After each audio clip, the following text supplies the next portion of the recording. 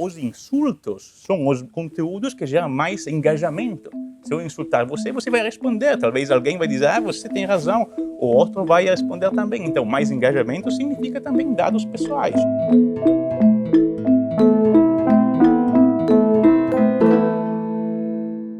Luca, obrigada pela sua presença aqui no Bate-Papo. Obrigado pelo convite. Uma pesquisa recente da Universidade de Oxford revela que o Brasil é um dos países que os partidos políticos mais disseminam mentiras pela internet.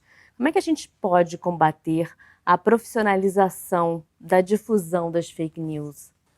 Na verdade, para a gente entender a complexidade do problema, a gente precisa dar um passo atrás e compreender por que as redes sociais estão se tornando os principais vetores de informação ou desinformação.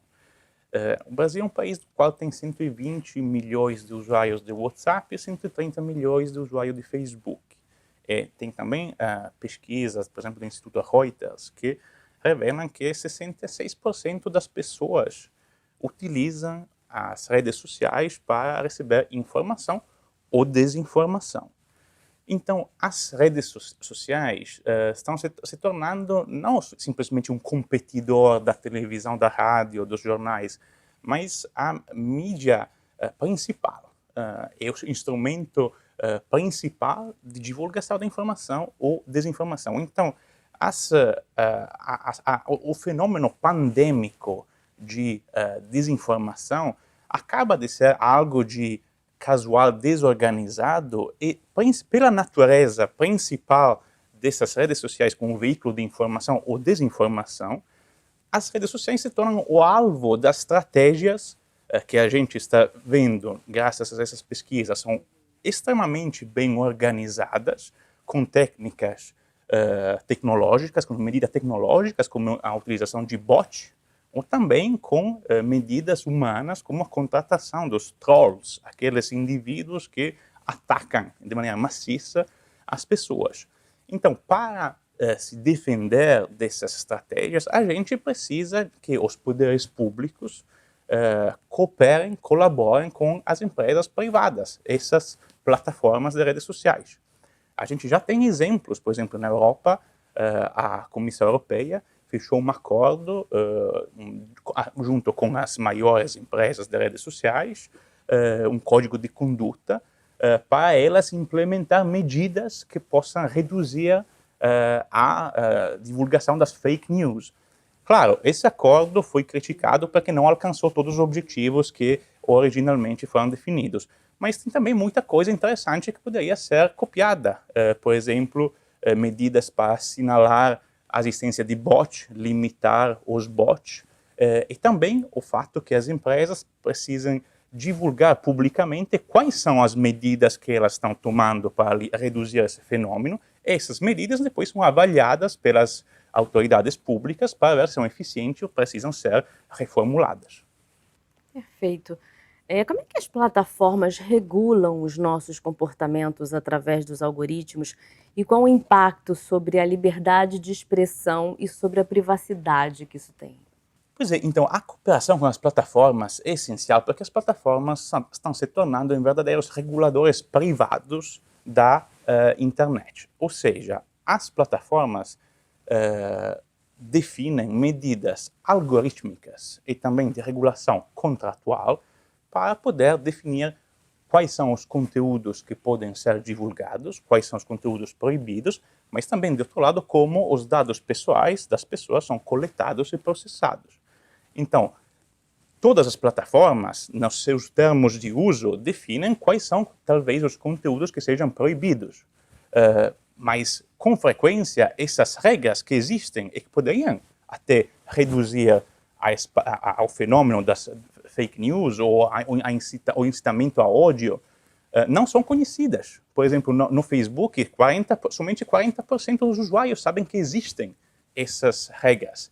Também não são comunicadas de maneira eficiente. Quando você chega no Facebook, por exemplo, apesar da existência de regras que, por exemplo, proíbem a divulgação de conteúdo com incitamento a ódio, a primeira coisa que vê é o que está na sua cabeça.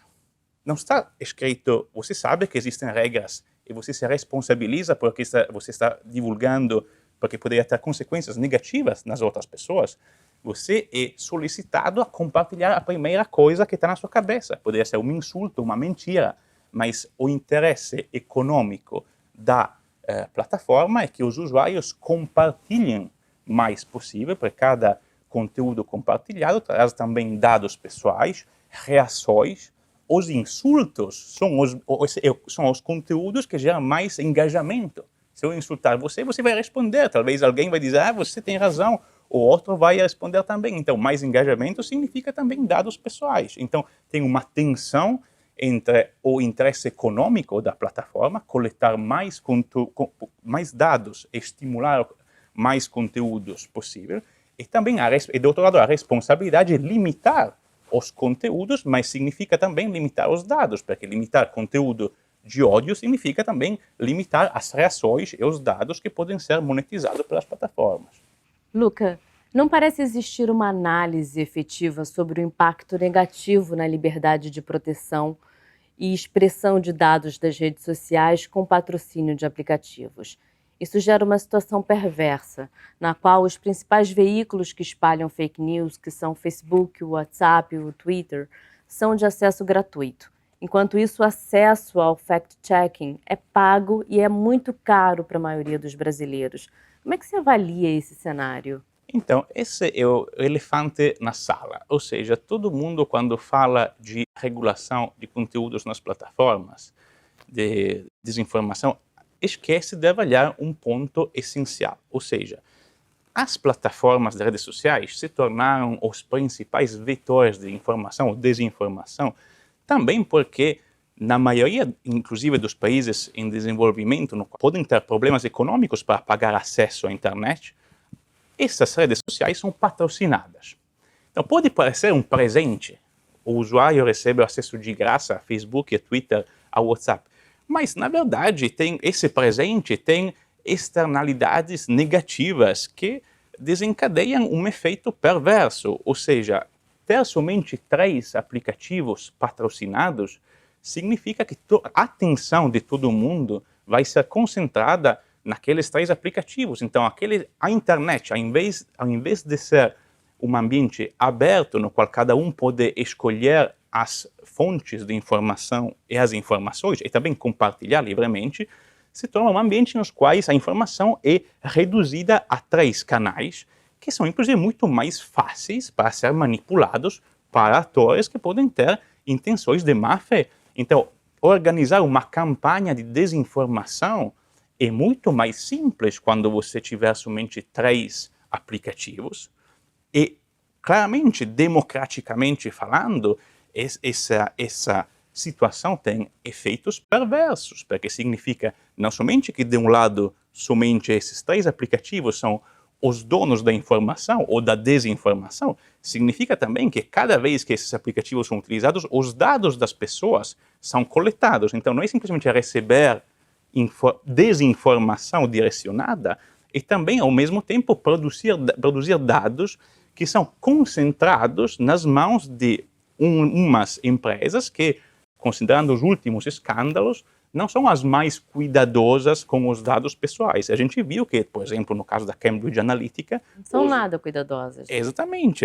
A gente tem vários precedentes que nos levam a pensar que talvez estimular acesso a mais aplicativos não seria simplesmente bom pela concorrência, seria também bom pela democracia, seria também bom pela proteção da privacidade. Eu mencionei também a concorrência, porque claramente se você for um empreendedor brasileiro que quer uma nova startup, uma nova rede social ou uma nova plataforma de informação e quiser compartilhá-la, os outros potenciais usuários vão ter que pagar para ter acesso à sua fonte de informação, talvez que seja objetiva e seja derivada de uma autoridade, uma instituição acadêmica, por exemplo. Do outro lado, o acesso à desinformação às redes sociais continua sendo patrocinado. Então, no âmbito da concorrência, os aplicativos patrocinados ganham sempre. Quando esses aplicativos se tornam manipulados ou manipuláveis, é extremamente nefasto, não somente pela concorrência, mas pela democracia também. Luca, muito obrigada pela sua participação aqui no Bate-Papo. Só eu que agradeço e tomara que as melhores e mais eficientes medidas para regular esse fenômeno sejam tomadas o mais rapidamente possível. Torcemos para isso.